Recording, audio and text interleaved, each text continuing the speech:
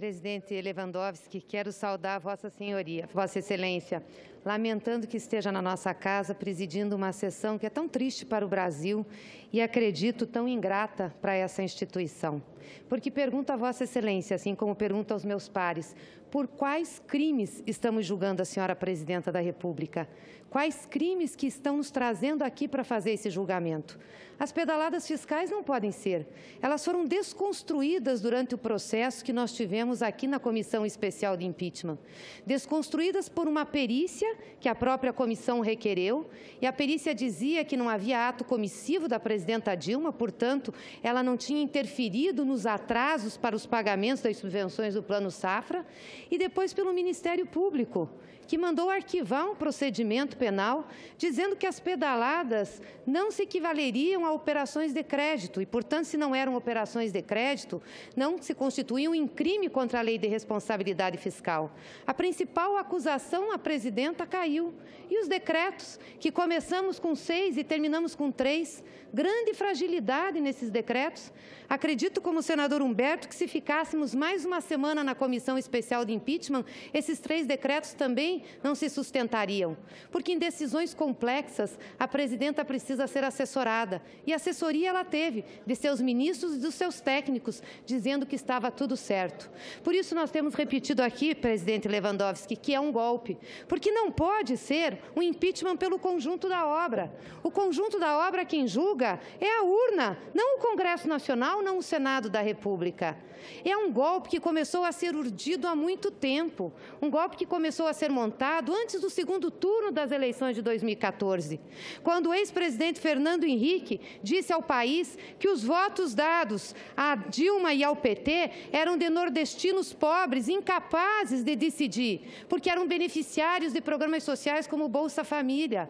Depois veio a revista Veja, que é o braço direito do conservadorismo brasileiro, e estampou na sua capa, na véspera da eleição, que Lula e Dilma sabiam de toda a crise da Petrobras, que eles sabiam e tinham responsabilidade, sem nenhum fato, sem nenhuma prova. Não ganharam as eleições. Dilma ganhou as eleições. O que fizeram os perdedores, o PSDB e Aécio Neves? Puseram em xeque a urna eletrônica. Vossa Excelência foi presidente do Tribunal Superior Eleitoral.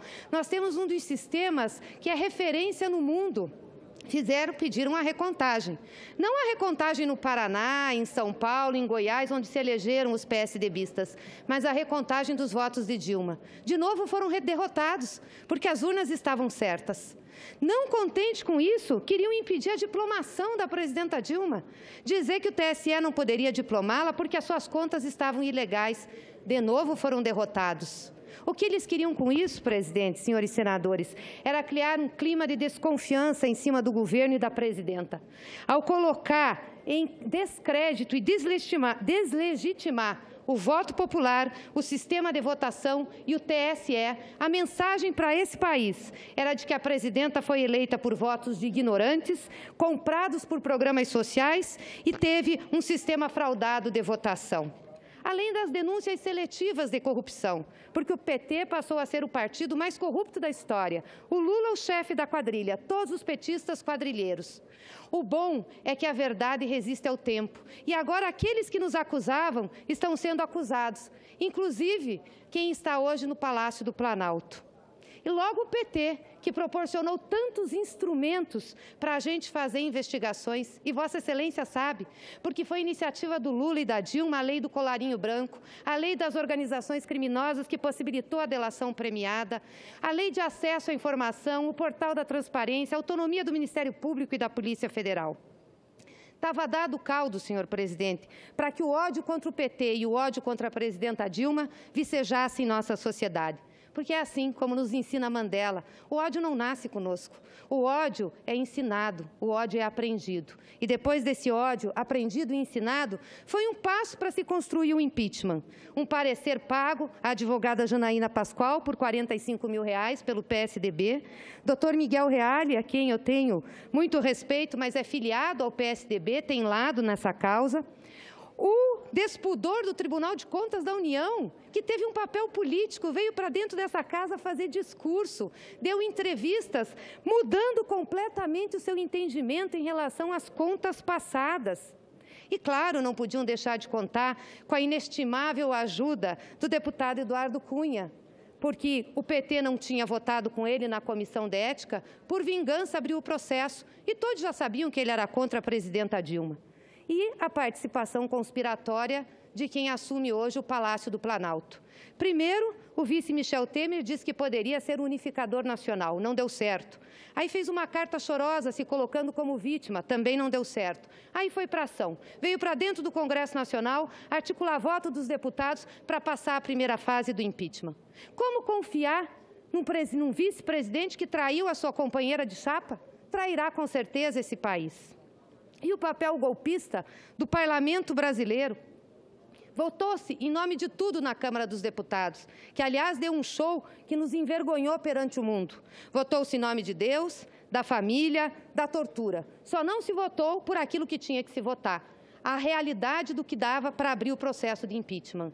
Agora, aqueles arautos da moralidade que votaram em nome de tudo isso, estão lá respondendo processo. Alguns por apologia ao estupro, outros por assédio sexual, outros porque participaram de desvios.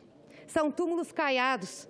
Tenho que lembrar aqui o Evangelho de Mateus. Formosos por fora, mas podres por dentro. E o Senado da República? Para acalmar a consciência, dizem que tem um rito, que tem o processo. Ora, o rito e o processo ficou mais importante que o conteúdo. O rito e o processo têm que servir ao conteúdo. Me desculpe, senhores senadores, isso não vai fazer a consciência de vossas excelências ficar mais leve. Quando vossas excelências colocarem a cabeça no travesseiro, vão saber que fizeram uma grande injustiça, que tiraram uma presidenta para tentar purgar os pecados da política como um todo. É isso que estão fazendo. Tem que ter coragem e temos que perguntar, como dizia Drummond, e agora, José, que a casa caiu, que está aí tudo aparecendo, que não é só o PT o protagonista principal da corrupção nesse país? E agora? Não tem um partido aqui que tenha moral para apontar para o PT, para o Lula ou para a Dilma, denunciando alguma coisa. Todos aqui estão envolvidos, de certa forma, com questões de corrupção e de desvios. Não tem moral para julgar essa presidenta da República. Se os senhores querem ter coragem para arrumar política nesse país, então vamos ter coragem. Não é condenando apenas ela, porque isso é fácil. Vamos ter coragem, vamos convocar eleições gerais nesse país, para que o Congresso Nacional também seja reeleito, Câmara e Senado. Porque qual é a moral desse Congresso com esses partidos envolvidos para julgar a presidenta da República? Qual é a moral? Vamos convocar uma eleição geral. Aí sim, nós podemos estar dando um caminho para a saída da crise política que nós temos nesse país.